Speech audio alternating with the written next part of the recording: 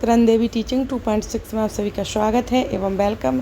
तो इस चैनल पर सभी प्रीवियस ईयर के पेपर लगवाए जा रहे हैं, जो कि शॉर्ट पेपर हमारे यानी 25 जनवरी 2023 का सीटेट पेपर यानी सीटेट का सीडीपी करवाया जाए। 30 क्वेश्चन है सीडीपी के और सोशल साइंस के और ईवीएस और हमारी हिंदी सभी चल रहे हैं और थ्योरी भी करा दी गई है। तो इस चैनल पर आप जाकर चेकआउट कीजिएगा और चैनल को लाइक एवं सब्सक्राइब जरूर कर लीजिएगा, बेल आइकन को प्रेस और सभी को शेयर कर दीजिएगा, क्योंकि बहुत मोस्ट इम्पोर्टेंट पेपर लगवाए जा रहे हैं। क्योंकि सभी प्रीवियस ईयर के पेपर मिलेंगे यहाँ पर, आपको प्ले लिस्ट बना दी गई, वहाँ चेकआउट कीजिए। ज़्यादा समय बचा नहीं हमारे सीटेट पेपर को, तो जल्दी से जल्दी जाकर चेकआउट कर लीजिए। चलो आगे हम अपने क्वेश्चन करते हैं। तो भाग वन में क्या है हमारा, बाल विकास एवं शिक्षा शास्त्र। तो हमारे यहाँ पर पूरे कितने क्वेश्चन हो गए कंप्लीट, 30 क्वेश्चन, यानी कितने होंगे हमारे 30 क्वेश्चन।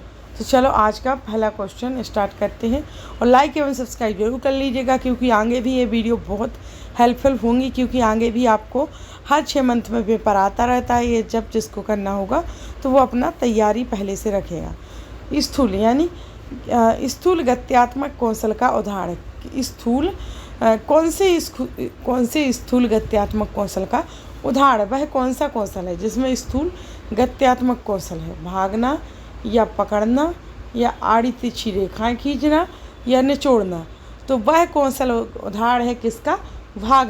भागना स्थूल। देखो बोल ही रहा, आप क्वेश्चन में देख पा रहे हो, गत्यात्मक यानी गति को गत्यात्मक के रूप में दिया गया है। तो भागना तेज, गति तेज होती है जब भी बोलते हैं ना भाग रहा वो, तो भागना स्थूल गत्यात्मक कौशल का उदाहरण है, यानी हमारा फर्स्ट ही राइट आंसर है।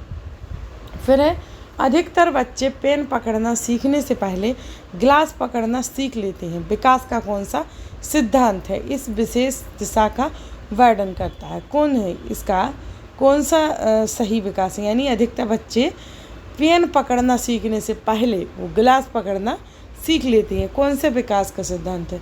शीर्षगामी सिद्धांत, अधोगामी सिद्धांत या परिष्कृत सिद्धांत या संपर्क का सिद्धांत या बहिष्कार का सिद्धांत? तो हमारे इनमें से कौन सा सही है? शीर्षगामी सिद्धांत या अधोगामी सिद्धांत? तो राइट आंसर हो जाएगा हमारा अधोगामी सिद्धांत राइट है। हमारा क्या है? अधोगामी सिद्धांत राइट है। फिर है आगे, बहुत छोटे बच्चे के लिए निम्न में से कौन सी संस्थाएं समाजीकरण की प्राथमिक संस्थाएं हैं? बहुत छोटे बच्चों के लिए निम्न में से कौन सी संस्थाएं समाजीकरण की प्राथमिक संस्थाएं हैं? आस पड़ोस और मुद्रक संचार या विद्यालय और कानून या सामाजिक नीति और धर्म या परिवार और आस पड़ोस? तो क्या है जो बच्चों के लिए समाजीकरण की प्राथमिक संस्थाएं हैं? तो वो है हमारे लिए बच्चों के लिए क्या? परिवार और आस पड़ोस, यही बच्चों के लिए प्राथमिक संस्था मानी जाएगी, यानी फोर्थ हमारा राइट आंसर है। फिर जीन पियाजे के संज्ञानात्मक विकास सिद्धांत के अनुसार बच्चे किस चरण में निगमनात्मक रूप से सोच सकते हैं? संवेदीगामक में या पूर्व संक्रियात्मक में या मूर्त संक्रियात्मक में या औपचारिक संक्रियात्मक में? तो जब बच्चे किस चरण में निगमनात्मक रूप से सोच सकते हैं, वो हो जाएगी हमारी मूर्त संक्रियात्मक में। कब? मूर्त संक्रियात्मक में। और जीन पियाजे के अनुसार, यानी जीन पियाजे के संज्ञानात्मक विकास के सिद्धांत के अनुसार हमारा कौन सा फोर्थ राइट आंसर हो जाएगा? मूर्त नहीं, औपचारिक संक्रियात्मक सिद्धांत, यानी फोर्थ ही हमारा राइट आंसर माना जाएगा, यानी औपचारिक संक्रियात्मक। फिर 5 वर्षीय रीना को 2 पारदर्शी समरूप गिलास दिखाए गए, जो दोनों एक ही आकार में छोटे और चौड़े थे। दोनों में बराबर मात्रा में दूध डाला गया और जिसे दिखाने पर रीना ने बराबर होने की सहमति जताई। फिर एक गिलास के दूध को किसी अन्य गिलास में डाला गया, अन्य गिलास में, थोड़ा और बड़ा कर देते समझ आएगा, अन्य गिलास में डाला गया। फिर अपेक्षाकृत लंबा और संकीर्ण था। अब रीना का मानना है कि लंबे गिलास में छोटे गिलास की अपेक्षा दूध ज़्यादा है। जीन पियाजे के सिद्धांत के अनुसार यह क्या दर्शाता है? विकेंद्रीकरण में कठिनाई या जीववादी सोच या लक्षणिक प्रकार या काल्पनिक निगमनात्मक तर्क, तो राइट आंसर हो जाएगा यह जीन पियाजे सिद्धांत के अनुसार यह दर्शाता है विकेंद्रीकरण में कठिनाई। क्या दर्शाता है? विकेंद्रीकरण में कठिनाई दर्शाता है, यानी हमारा फर्स्ट राइट आंसर हो जाएगा। फिर है अनु का तर्क है कि केवल समाज ही तय कर सकता है कि क्या सही है और व्यक्तिगत रूप नहीं। लॉरेंस कोहलबर्ग के नैतिक सिद्धांत के अनुसार यह उदाहरण किस चरण को दर्शाएगा? तो आज्ञा पालन एवं दंड अभिन्यास, या अच्छा लड़का लड़की अभिन्यास, या अधिकारिता एवं सामाजिक क्रम व्यवस्था अभिन्यास, या सार्वभौमिक नैतिक सिद्धांत अभिन्यास। तो यह उदाहरण किस चरण को दर्शाता? वो दर्शाता अधिकारिता एवं सामाजिक क्रम व्यवस्था अभिन्यास को। यह अधिकारिता एवं सामाजिक क्रम व्यवस्था अभिन्यास को दर्शाता है यह उदाहरण। तो हमारा तीसरा ही राइट आंसर माना जाएगा। फिर है लेव वाइगोत्स्की के विचारों के अनुसार निम्न में से विद्यार्थियों के अधिगम को पाठ प्रदान करने का कौन सा तरीका सही है? उद्दीपन के द्वारा प्रतिक्रिया को अनुकूलित करना, या सही जवाबों के लिए पुरस्कार देना, या ज़रूरत पड़ने पर संकेत और इशारे देना, या बिना चर्चा के सीधे जवाब बता देना। तो यह सही आंसर हो जाएगा। सही तरीका सही है कौन सा? पाठ प्रदान करने का ज़रूरत पड़ने पर संकेत और इशारे करना। क्या? ज़रूरत पड़ने पर संकेत और इशारे देना राइट है। फिर लेव वाइगोत्स्की ने निम्न में से किसे बढ़ावा दिया? लेव वाइगोत्स्की ने किसे बढ़ावा दिया? तो कंठस्थ स्मरण पर अत्यधिक जोर को, या सहयोगात्मक अधिगम को, या परीक्षा केंद्रित शिक्षा शास्त्र को, या मानकीकृत को। तो राइट आंसर हो जाएगा हमारा कि इन्होंने लेव वाइगोत्स्की ने सबसे ज़्यादा बढ़ावा दिया सहयोगात्मक अधिगम को। कि ये किसे दिया? सहयोगात्मक अधिगम को दिया सबसे ज़्यादा बढ़ावा। फिर है हमारा एक प्रगतिशील कक्षा में अधिगमकर्ताओं को किस तरह समझा जाता है? तो एक प्रगतिशील कक्षा में अधिगमकर्ताओं को किस तरह समझा जाता है? तो ज्ञान के निष्क्रिय ग्रहणकर्ता के रूप में, या ज्ञान निर्माण में सक्रिय भागीदार के रूप में, या केवल व्याख्यान विधि से सीखने में सक्षम, या स्वतंत्र रूप से सूचना प्रसंस्करण में असक्षम। तो हमारा राइट आंसर हो जाएगा इसमें क्वेश्चन के अनुसार दूसरा, कि ज्ञान निर्माण में सक्रिय भागीदार के रूप में अधिगमकर्ताओं को समझा जाता है, यानी दूसरा हमारा राइट आंसर है। फिर है रजनी देखी गई वस्तुओं के मानसिक चित्रण और परिवर्तन में बहुत कुशल है। हार्वर्ड गार्डनर के बहुबुद्धि सिद्धांत के अनुसार वह किस प्रकार की बुद्धि दर्शाती है? तो भाषाई बुद्धि, या संगीतीय बुद्धि, या स्थानिक बुद्धि, या अंतर्वैयक्तिक बुद्धि। तो वो दर्शाती है किस प्रकार की बुद्धि? स्थानिक बुद्धि। हार्वर्ड गार्डनर के बहुबुद्धि सिद्धांत के अनुसार वह स्थानिक बुद्धि दर्शाती है। तो हमारा तीसरा राइट आंसर है। फिर है अपने विचारों का मौखिकीकरण जेम्स को दिए सवालों का जवाब ढूंढने में अक्सर मदद करता है। यह कथन क्या दर्शाता है? भाषा और संज्ञान संबंधित नहीं है, या जैविक परिपक्वता भाषा विकास के लिए जिम्मेदार है, या भाषा संज्ञान को सुसाधित करती है, या भाषाई अभिव्यक्ति के हस्तक्षेप से संज्ञान में देरी आ जाती है। तो यह कथन दर्शाता है क्या? भाषा संज्ञान को सुसाधित करती है। क्या करती है? भाषा संज्ञान को सुसाधित करती है। तो हमारा तीसरा राइट आंसर माना जाएगा। फिर है जेंडर। जेंडर क्या करता है? जेंडर क्या है? एक ऐसी अस्मिता है जो सामाजिक संरचनाओं द्वारा आकृति प्राप्त करती है, या गर्भधारण के समय से ही पूर्व निर्धारित होता है, या एक जन्मजात जैविक गुण है, या सामाजिकरण की संस्थाओं से प्रभावित नहीं होता है। तो जेंडर हमारा एक ऐसी अस्मिता है जो सामाजिक संरचनाओं द्वारा आकृति प्राप्त करती है ना। तो फर्स्ट हमारा राइट आंसर हो जाएगा। फिर है आगे। तो आगे है विभिन्न सामाजिक, आर्थिक और सांस्कृतिक पृष्ठभूमि के बच्चों से युक्त कक्षा में विविध पाठ्यक्रम होने से सभी छात्रों के सीखने के अनुभव समृद्ध होते हैं। यह कथन है सही है क्योंकि बच्चे अपने साथियों से कई कौशल सीखते हैं। यह सही है क्योंकि यह कक्षा को अधिक श्रेणीबद्ध बनाता है, या गलत है क्योंकि गलत तो नहीं हो सकता, तो ये दोनों काट दीजिए क्योंकि अच्छा अनुभव बताया जा रहा। तो हमारा पहला ही राइट आंसर हो जाएगा कि यह सही है क्योंकि बच्चे अपने साथियों से कई कौशल सीखते हैं, ये तो आप भी जानते होंगे, इसलिए ये सही है। फिर आगे बढ़ते हैं, पहला ही सही है। फिर है अधिगम के लिए मूल्यांकन किस प्रकार का होना चाहिए? तो संदर्भित, मानकीकृत या मानदंड संदर्भित या अध्यापक अभिमुखी। तो अधिगम के लिए मूल्यांकन किस प्रकार होना चाहिए? तो संदर्भित होना चाहिए। कैसा होना चाहिए मूल्यांकन? संदर्भित होना चाहिए। फिर है एक अध्यापिका द्वारा अपनाई गई कौन सी युक्ति विद्यार्थियों में सृजनात्मक सोच को बढ़ावा देगी? तो बड़े बड़े गद्य कंठस्थ याद करने को देना, ये तो गलत है। समस्या को दर्शाने के अभिसारी तरीके को, अभिसारी गलत हो जाएगा। फिर क्रियात्मक स्थिरता को पुरस्कृत करना, ये भी गलत है, पुरस्कार करना है ना। फिर है अब बचा लास्ट, यही सही माना जाएगा, माना ऐसी समस्या प्रस्तुत करना जिनके लिए नवचारी समाधान खोजने की ज़रूरत हो, राइट। तो हमारा फोर्थ राइट आंसर माना जाएगा। फिर आगे वंचित वर्गों से संबंधित विद्यार्थियों के सफल समावेशन हेतु निम्न में से क्या जरूरी है? तो अनम्य पाठ्यक्रम, परीक्षा केंद्रित शिक्षा शास्त्र, उचित समायोजन या अगम्य दुर्गम इमारती। तो राइट आंसर हो जाएगा हमारा उचित समायोजन संरचना। उचित समायोजन संरचना जरूरी है। फिर है आगे निम्न में से किस सिद्धांत पर समावेशन की विचारधारा आधारित है? समता पर या समानता पर या अलगाव या पक्षपात। तो सिद्धांत पर, किस सिद्धांत पर समावेशन की विचारधारा आधारित है? तो वो है समता पर। किस पर? समता पर। तो फर्स्ट राइट आंसर हो जाएगा हमारा।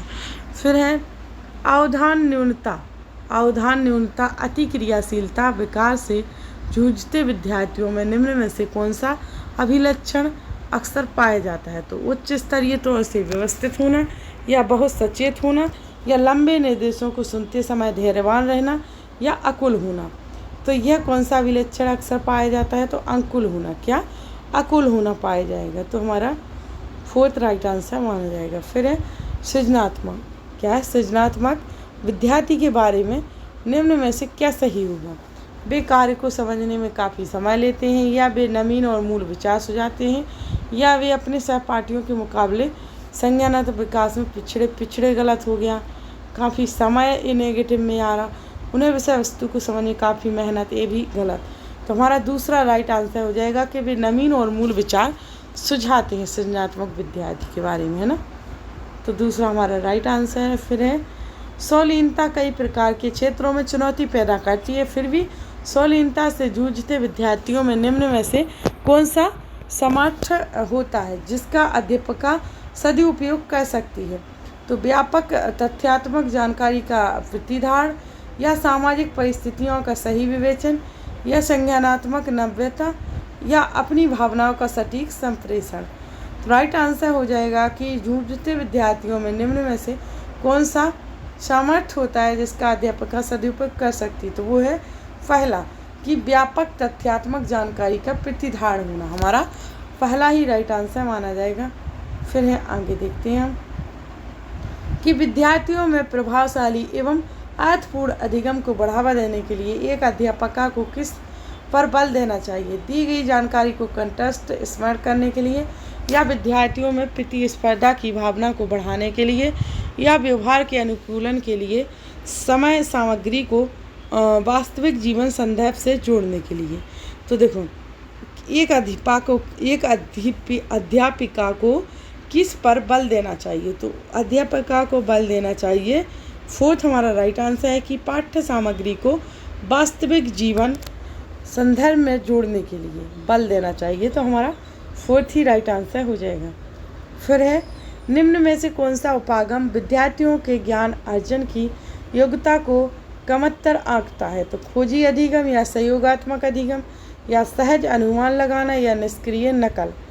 तो कौन सा उपागम विद्यार्थियों के ज्ञान अर्जन की योग्यता को कमतर आंकता है? तो वो है निष्क्रिय नकल। क्या हो जाएगा? निष्क्रिय नकल आंकता है।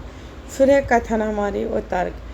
किसी नए संप्रदाय को पढ़ाने के समय एक अध्यापिका को विद्यार्थियों के पूर्व ज्ञान को सक्रिय करना चाहिए, या दूसरा है तर्क है अधिगम अधिक प्रभावशाली होता है जब विषय वस्तु को जानकारी के असंबंधित खंडों के रूप में प्रस्तुत किया जाता है। तो हमारा ये सही है और सरासर आर गलत हो जाएगा। आप देख सक रहे हो, देखो ये बिल्कुल पॉजिटिव है और आर नेगेटिव है, तो हमारा ये सही और आर गलत हो जाएगा, यानी तीसरा हमारा राइट आंसर हो जाएगा। फिर है अधिगम की प्रकृति क्या और क्या है? तो सक्रिय और सामाजिक है, या निष्क्रिय और सामाजिक, या सक्रिय व्यक्तिगत, या निष्क्रिय व्यक्तिगत। तो अधिगम की प्रगति है सक्रिय और सामाजिक। अधिगम की प्रगति क्या है? सक्रिय और सामाजिक है। फिर है निम्न में से कौन सी युक्तियाँ समस्या समाधान के लिए प्रभावशाली हैं? तो स्मृति सहायक विधियाँ, या अन्वेषण, या प्रक्रियात्मक स्थिरता, या कलन विधि। तो हमारी सी छोड़कर ABD है। ABD समस्या समाधान के लिए प्रभावशाली है। स्मृति सहायक विधियाँ, अन्वेषण और कलन विधि, यानी फोर्थ हमारा राइट आंसर हो जाएगा सी छोड़कर, है ना। फिर है आगे, फिर है कथन और हमारा तर्क। एक अध्यापिका को विद्यार्थियों को अपने विचार साझा करने के लिए प्रेरित करना चाहिए, चाहे वे विचार भ्रांतियाँ ही क्यों ना हो। तो तर्क है भ्रांतियाँ विद्यार्थियों द्वारा गठित सहज सिद्धांत होती हैं जो अधिगम प्रक्रिया में महत्वपूर्ण होती हैं। तो ये और इसमें कौन से सही है और गलत है? ये और आर दोनों सही हैं, आर एक ही व्याख्या भी करता है। ये और आर दोनों सही लग रहे हैं और आर एक ही व्याख्या भी करता दिखाई दे रहा है, तो हमारा फर्स्ट ही राइट आंसर माना जाएगा। फिर है आगे, फिर है संवेगों और संज्ञान के संदर्भ में निम्न में से कौन सा कथन सही है? तो उच्च स्तरीय दुश्चिंता समस्या समाधान कौशलों को बेहतर करती है, या संतुलित उत्साह भागीदारी और अधिगम को बढ़ाता है, या निराशा अधिगमकर्ताओं को और अधिक प्रयास करने को अभिप्रेरित करती है, या शर्मिंदगी अधिगमकर्ताओं को सामूहिक कार्यों में पहल करने के लिए अभिप्रेरित करती है। तो संवेगों और संज्ञान के संदर्भ में निम्न में से कौन सा कथन सही होगा? तो सही हमारा दूसरा होगा कि संतुलित उत्साह भागीदारी और अधिगम को बढ़ाता है, तो दूसरा ही हमारा राइट आंसर है। फिर है विद्यार्थियों को किस प्रकार के लक्ष्य निर्धारित करने के लिए प्रेरित किया जाना चाहिए? विद्यार्थियों को किस प्रकार के लक्ष्य निर्धारित करने के लिए प्रेरित किया जाना चाहिए? तो महारत उन्मुखी, या प्रदर्शन उन्मुखी, या असफलता अस्वीकृत, या सफलता परिहार। तो हमारा लक्ष्य निर्धारित करने के लिए प्रेरित किया जाना चाहिए महारत उन्मुखी। क्या? महारत उन्मुखी जो। फिर है हमारा खालिस्तान अधिगम को सकारात्मक रूप से प्रभावित करता है, जबकि खालिस्तान नकारात्मक रूप से प्रभावित करता है। तो विचारावेश संकल्पना मानचित्रण, या निष्क्रिय नकल अनुसंधान, या चर्चा समालोचनात्मक चिंतन, या स्कीमा सक्रियता अधिगम असक्ता। तो हमारा राइट आंसर हो जाएगा कि हमारा स्कीमा सक्रियता अधिगम को सकारात्मक रूप से प्रभावित करता है, और जबकि अधिगम असत्यता नकारात्मक रूप को प्रभावित करता है। तो इस प्रकार से हमारा फोर्थ ही राइट आंसर माना जाएगा। फिर है हमारा 30वां लास्ट एवं अंतिम क्वेश्चन। हमारे 30 यानी 30 करवाने थे, तो हमारे यहाँ पर पूरे होते हैं ख़त्म हमारा लास्ट क्वेश्चन। और उससे पहले आप सभी लाइक एवं सब्सक्राइब जरूर कर दीजिएगा, बेल आइकन को प्रेस और सभी को शेयर कर दीजिएगा। ज़्यादा से ज़्यादा आप शेयर कीजिएगा। अगर आप जितना सपोर्ट करिएगा तो उतना ही मैं आपको बहुत अच्छा और बहुत ज़्यादा कंटेंट प्रोवाइड करती रहूँगी। तो राष्ट्रीय शिक्षा नीति 2020 किस प्रकार के शिक्षा छात्रों का प्रस्ताव रखती है? परीक्षा केंद्रित, या अध्यापक केंद्रित, या अधिगमकर्ता केंद्रित, या बहिष्कार केंद्रित। तो जो राष्ट्रीय शिक्षा नीति 2020 है वो किस प्रस्ताव को रखती है? तो वो अधिगमकर्ता केंद्रित। किस प्रस्ताव को? तो वो अधिगमकर्ता केंद्रित प्रस्ताव को रखती है, यानी हमारा तीसरा राइट आंसर हो जाएगा। तो इस प्रकार से हमारी 30 क्वेश्चन इसके सभी के 30 आते हैं, और सोशल साइंस के 60 क्वेश्चन होते हैं, वो भी कराए जाते हैं, यानी पेपर 2 की तैयारी और पेपर 1 की। तो आप सभी ज़रूर ज्वाइन कीजिएगा चैनल को, सब्सक्राइब लाइक कर दीजिएगा, बेल आइकन को प्रेस। चलो आज की क्लास यहीं समाप्त करते हैं। Thanks for watching video.